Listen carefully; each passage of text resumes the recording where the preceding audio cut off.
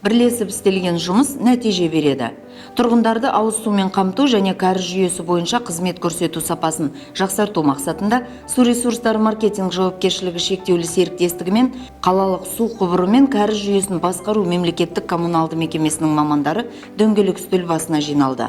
Естеріңізге сала кетсек, қаланың жаңа шағын аудандарында және Шымкент аумағына қосылған елді мекендерде су құбыры және кәріз желілері осы қалалық мемлекеттік коммуналдық мекеменің құзырында. Яғни бұл мекеме су мен кәріз ағындарының тасымалына, желілерді пайдалану және жөндеу жұмыстарына жауап береді.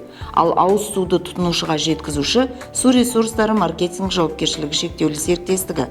Сондықтан халықты сумен қамту және шайынды суды бұру қызметін сапалы көрсетуде қос мекеменің өзара тығыз байланыста жұмыс істеуі маңызды.